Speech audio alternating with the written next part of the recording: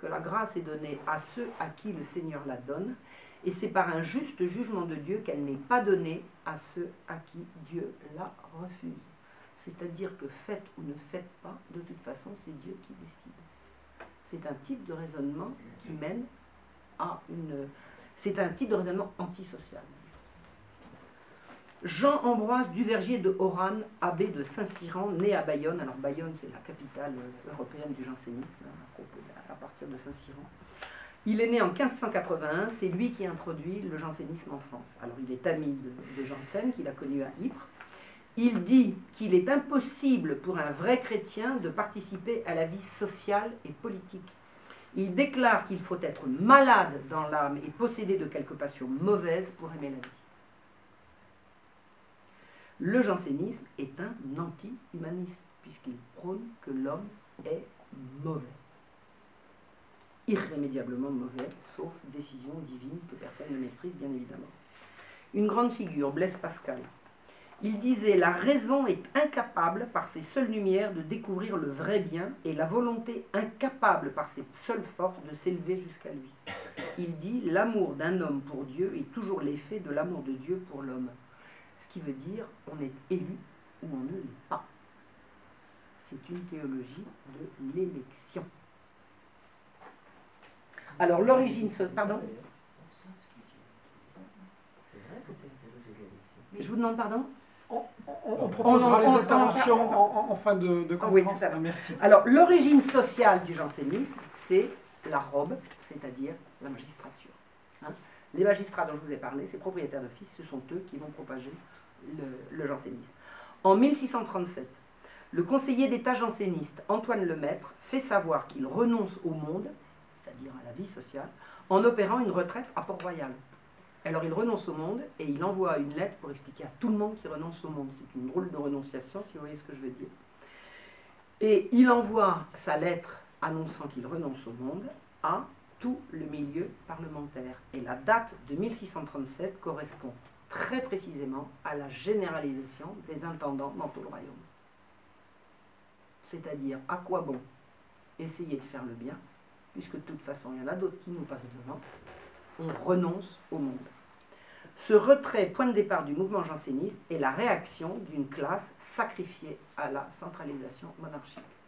Ça, c'est l'analyse que fait Lucien Goldman, dont je vous parlais tout à l'heure, et cette analyse, je l'ai lue intégralement, je veux dire, c'est absolument frappé au coin du bon sens. On retrouve très exactement les tenants et les aboutissants de cette évolution, enfin, jusqu'à plus ample informé ou jusqu'à contradiction que je veux bien entendre. Ça m'a semblé totalement logique et frappé au coin du bon sens. Donc, vous avez par exemple à cette époque une tension croissante entre Richelieu, qui est donc le ministre, et le fameux Saint-Cyran, qui est quand même un prélat influent. Richelieu dit par exemple que l'attrition, c'est-à-dire la crainte des peines de l'enfer, est suffisante pour être pardonné. Mais Saint-Cyran dit que la nécessité de la contrition, c'est-à-dire le seul amour de Dieu, sans crainte de la punition, est indispensable.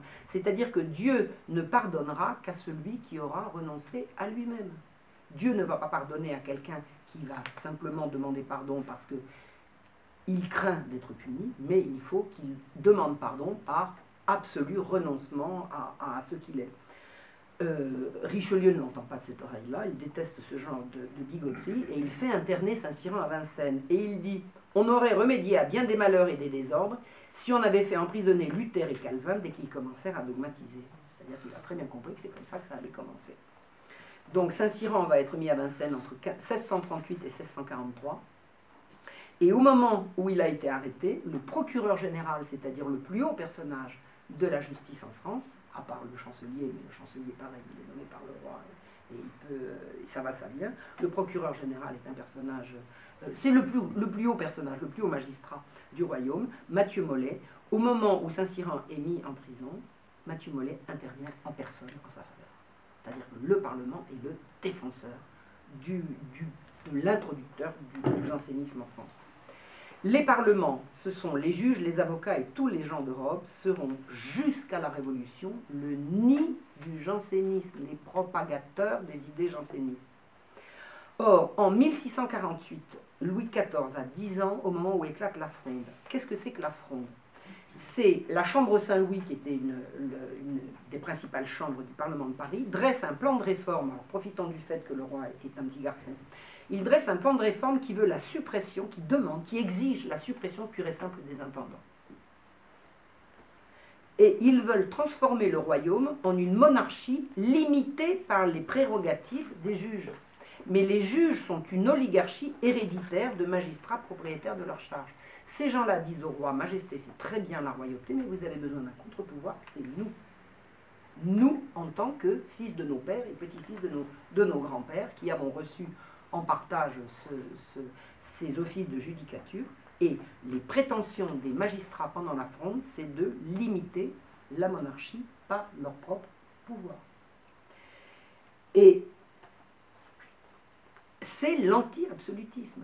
C'est la principale force d'opposition à l'absolutisme royal. L'absolutisme royal, c'est au-dessus du roi, il n'y a que Dieu. Et ces gens-là disent, non, au-dessus du roi, il y a nous. Le 12 janvier 1649, les religieuses de Port-Royal, en 1649, c'est la pleine guerre, c'est la guerre civile. Donc vraiment, ça tire dans les coins, c'est épouvantable. La Fronde, toute guerre civile est épouvantable. La Fronde a quand même duré 4 ans. Et les religieuses de Port-Royal ont été obligées de quitter leur monastère.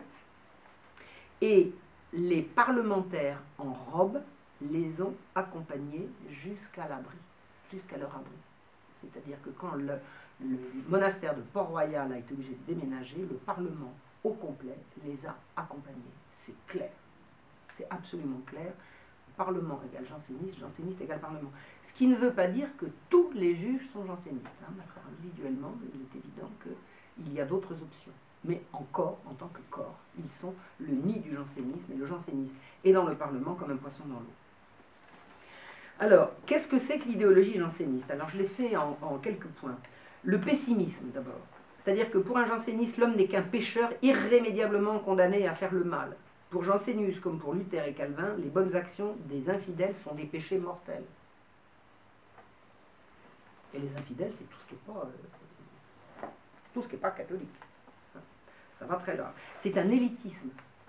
C'est-à-dire que Dieu n'accorde sa grâce qu'à un tout petit nombre d'élus. Pour Jansénius, depuis le péché, Dieu punit et n'accepte du châtiment que les prédestinés. Jésus n'est pas mort pour les hommes, mais pour les élus seulement. Et ils y croient dur comme fer. Jésus est mort pour nos péchés, pour les élus, uniquement.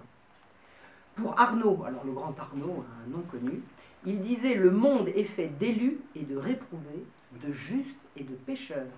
Les élus doivent leur état à la miséricorde divine qui leur a été accordée gratuitement, indépendamment de tout mérite, par la grâce efficace, laquelle peut ne pas durer. » Et alors, qui sont les élus? Ben, nous.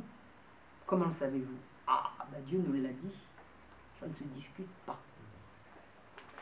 Le troisième point, c'est la prédestination. L'homme n'est pas libre, il est prédestiné. C'est totalement contraire à l'idée catholique, que chacun peut faire son salut. Si on est prédestiné, il n'y a rien de plus. Et alors sur le plan social, c'est dramatique. C'est-à-dire vous êtes nés pauvres, ne réclamez rien, il n'y a rien qu'on puisse faire pour arranger les choses. L'évêque d'Alais, dans le Midi, l'évêque s'appelait Monseigneur Pavillon, il disait qu'il trouvait dans saint Augustin une connaissance parfaite de la corruption de la nature, des plaies que le péché originel a faites dans toute la puissance de l'homme, et la force avec laquelle la grâce toute puissante le guérit de son impuissance volontaire à faire le bien. Attendez, essayez d'imaginer ce que c'est pour un paroissien d'avoir ça comme prélat au-dessus de la tête. Il voulait que les ecclésiastiques expliquassent cette doctrine aux fidèles pour leur faire sentir leur néant et leur faiblesse, pour leur inspirer les sentiments de l'humilité, de la crainte et de la confiance, pour leur faire connaître leur dépendance du secours de Dieu. Un autre grand janséniste, Pierre Nicole, disait « Comme l'état d'innocence ne pouvait admettre d'inégalité, l'état du péché ne peut souffrir l'égalité. Chaque homme voudrait être le maître et le tyran de tous les autres. La raison ne reconnaît pas seulement que cet assujettissement des hommes à d'autres hommes est inévitable, mais aussi qu'il leur est très avantageux et nécessaire. » C'est-à-dire que les inégalités sont nécessaires et avantageuses aux hommes. Il dit de la raison, non seulement elle consent à l'établissement de la grandeur, mais elle regarde cet ordre comme le chef-d'œuvre de l'esprit humain, comme la chose la plus utile qui soit au monde. C'est-à-dire que pour ces gens-là, il faut qu'il y ait des grands, des riches, des puissants, et c'est cela qui va faire tourner le monde. Et il dit, nous sommes tous dans cet état à l'égard de Dieu, c'est-à-dire que nous sommes ses esclaves, et par conséquent, nous ne pouvons disposer de nous-mêmes que par ses ordres. Ça, c'est le premier volet de cette conception il doit y avoir des très pauvres et des très riches, mais la suite est savoureuse. Il dit, et c'est là qu'on va voir ce que c'est que le conservatisme social du jansénisme, cette puissance royale et ce droit de gouverner les peuples qui appartiennent essentiellement à Dieu et qu'il communique aux hommes pour le bien des hommes, réside bien dans les rois avec éminence. C'est-à-dire qu'ils ne remettent pas en question le fait que c'est bien le roi qui est dépositaire de l'autorité. Mais tenez-vous bien, ils passent d'eux à tous leurs ministres et à tous ceux qui sont employés sous eux à gouverner les peuples et à y maintenir l'ordre.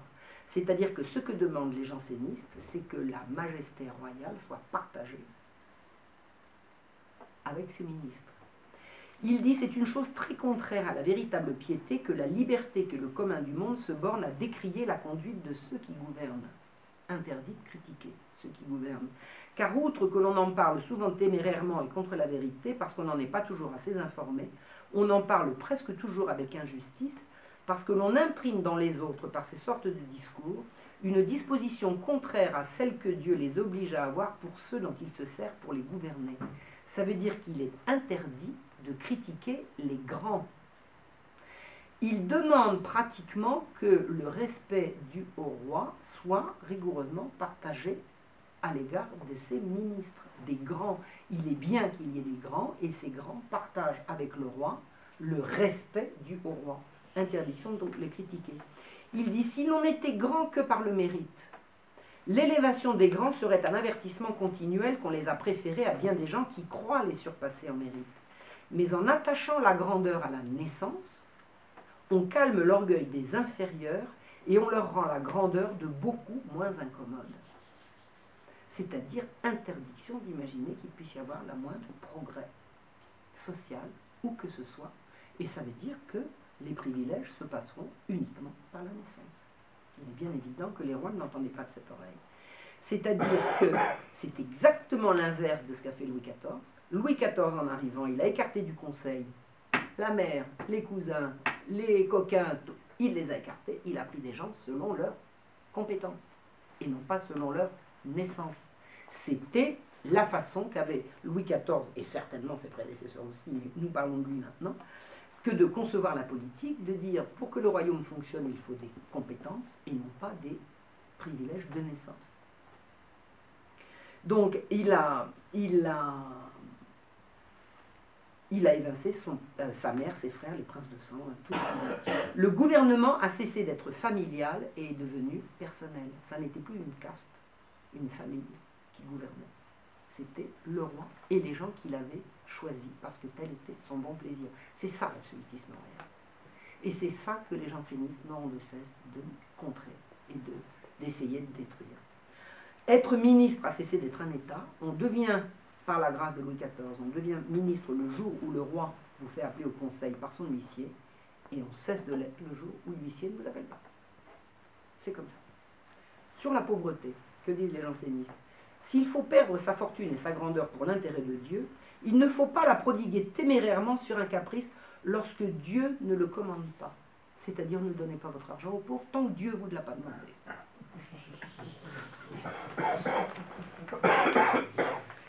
Et alors Arnaud et Nicole, les deux grands théoriciens, disaient il peut y avoir de bons rois ou de bons ministres, ce sont les rois qui prient et les ministres qui prient. C'est-à-dire que leur conception de la politique était uniquement une conception théologique qui n'avait absolument aucun sens du bien commun politique qui a été quand même le propre des rois de France. Hein, jusqu'à la fin, c'est quand même ça qui a primé. Ils avaient également une façon de voir les choses absolument atroce. Enfin, ils prônaient un masochisme absolument infernal. Je sais que le mot est anachronique puisque le masochisme est apparu, le terme est apparu longtemps après. Mais pour les jansénistes, tout plaisir, quel qu'il soit, était haïssable. toute l'éducation telle que prônée par les jansénistes, c'était décervelage et haine de soi. Moi, j'ai lu des programmes d'école, enfin, c'est absolument ahurissant, je vais vous en donner quelques exemples. Et alors, ni amitié, ni amour ne trouvent grâce à leurs yeux. Si vous vous sentez bien, vous êtes une fille, vous avez une bonne copine, vous êtes un garçon, vous avez un bon copain, ah ben non, c'est du favoritisme, non, ah ben ça me fait plaisir, ah ben justement, si ça te fait plaisir, tu vas t'en priver. L'amour, n'en parlons pas. L'amour, c'est même complètement exclu. Mère Angélique de Port-Royal, elle disait « J'aime par l'esprit de Jésus-Christ tout ce qui est laid ». Et pour elle, l'art autorisé devait bannir l'imagination, la fantaisie et la virtuosité. Ça vous rappelle rien? Vous n'avez pas l'impression que c'est un petit peu ça qui se joue sur le plan artistique là en ce moment? De plus en plus laid, de plus en plus moche. C'est ça, hein, y a ça. Enfin, je veux dire, une création artistique sans imagination et sans liberté, on ne voit pas. Hein. Et c'est exactement ça qu'il promet. J'ai lu, alors est-ce que je vais le dire plus tard, je ne sais pas, une année, les gens venaient, tous les ans, les gens venaient à Port-Royal, les gens des villages autour venaient à Port-Royal à la messe de Pâques, qui était absolument magnifique. Et un jour, les retraités du monastère se sont rendus compte que les gens venaient à la messe parce que les chants étaient magnifiques. Ah ben, ils ont supprimé les chants. Bah, quoi? Bah, vous venez pas pour Dieu? Bon. C'est monstrueux. À Port-Royal, la dévotion ordinaire consistait à ne pas chauffer ses chambres quand il faisait froid. Parce que le bon Dieu devait être content quand on était gelé. Gilberte Perrier, la sœur de Blaise Pascal, elle disait « Il ne pouvait souffrir les caresses que je recevais de mes enfants.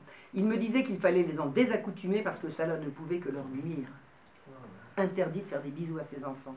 Ah ben vous allez leur faire plaisir. » Et à l'article de la mort, elle disait de Blaise Pascal que, non, Blaise Pascal disait à sa sœur, et c'est elle qui le rapporte, « Je connais le danger de la santé et les avantages de la maladie. Ne me plaignez point, la maladie est l'état naturel du chrétien, parce qu'on est là comme on devrait être toujours, dans la privation de tous les biens et les plaisirs des sens, exempt de toute passion. N'est-ce pas un grand bonheur quand on est par nécessité dans un état où on est obligé d'être ?» Vous ne confieriez pas vos enfants des gens comme ça. Saint-Cyran disait, on prie Dieu par la pensée, par la parole, par l'action, par la souffrance. Plus on souffre et plus Dieu est content. Barcos disait, la connaissance n'approche point de Dieu, mais seulement les pleurs et les gémissements. Quand vous vous brûlez, Dieu est content. C'est ça que ça veut dire. La condition de l'homme dans l'état de nature déchu est telle que la seule présence de la divinité qu'il ne saurait, est celle de la seule présence de la divinité qu'il saurait atteindre, et la distance incommensurable, l'absence et le besoin. C'est-à-dire que Dieu est là quand il n'est pas là, quand on ne le sent pas. C'est-à-dire l'absence, le vide, l'angoisse, c'est là que Dieu se manifeste. En fait, c'est la source du masochisme. C'est vraiment la haine de soi, la haine de tout ce qui est bon. Et il disait que la prière n'est pas celle d'un être comblé qui rend grâce à Dieu, mais celle du mendiant qui demande ce qu'il sait qu'il n'aura jamais. C'est effroyable. Et alors, en 1643, le grand Arnaud a écrit dans son livre de la fréquente communion, il s'est élevé contre les séducteurs des âmes. Alors, on a reconnu les jésuites, ne vous inquiétez pas, les jésuites, on les aura jusqu'à la fin, parce que les jésuites laissaient leurs paroissiennes se rendre au bal le jour où elles allaient communier, c'est-à-dire le dimanche. Mais vous voulez qu'elles aient le bal quel jour? Non, ça ne se passait pas comme ça à l'époque. Et il disait que les jésuites détournaient les paroissiens de la voie étroite. Et c'est vrai que l'obsession des jansénistes, et pas uniquement eux, mais enfin eux grandement, d'empêcher les paysans de s'amuser, d'aller au bal et de rigoler, c'était obsessionnel. De même qu'était obsessionnel leur haine des jésuites, qui eux étaient, alors ils diront après, les jésuites avaient une morale relâchée. Voilà, ils avaient une morale relâchée parce qu'ils étaient indulgents. Oh, t'as communié, t'es contente, tu vas au bal, bah oui, bah amuse-toi, quoi. C'est pas demain que t'iras, demain faut bosser. La façon de faire qu'ont eu les jansénistes, là où partout où il y a eu des prélats jansénistes, c'est-à-dire des paroisses, des diocèses, enfin des régions entières qui étaient dirigées par les jansénistes, ça a été une véritable tyrannie sur les consciences et la vie quotidienne. C'était infernal. Alors sous Pavillon, dont je vous ai parlé tout à l'heure, qui était évêque d'Alais, il a été évêque jusqu'en 1677, il tenait dans son ressort, comment on dit un ressort, son diocèse, un état des âmes par des interrogatoires des intéressés et de leurs voisins. C'est-à-dire qu'il passait chez les paroissiens, il leur dit qu'est-ce que vous avez, et votre voisin, et tout. Il tenait un état comme ça. Et un pénitent ne pouvait se confesser ailleurs que là où le curé a reçu des instructions de dureté. C'est-à-dire que vous, si vous vous confessez, vous choisissez votre confesseur. Ah ben non. On vous en imposait un. Et il devait en avoir un billet de confession. C'est-à-dire que s'il disait non, non, je me suis confessé, ah, faut que tu me le prouves. Ben, tu vas demander à ton curé un billet de confession. C'est-à-dire qu'il pouvait approcher les sacrements. En l'occurrence, je pense qu'il ne communiait pas tous les dimanches, mais en tout cas, il communiait certainement au moins une fois à Pâques. Pas de billet de confession, pas de communion. Et le billet de confession ne pouvait être donné que par un prêtre agréé par Monseigneur Pavillon.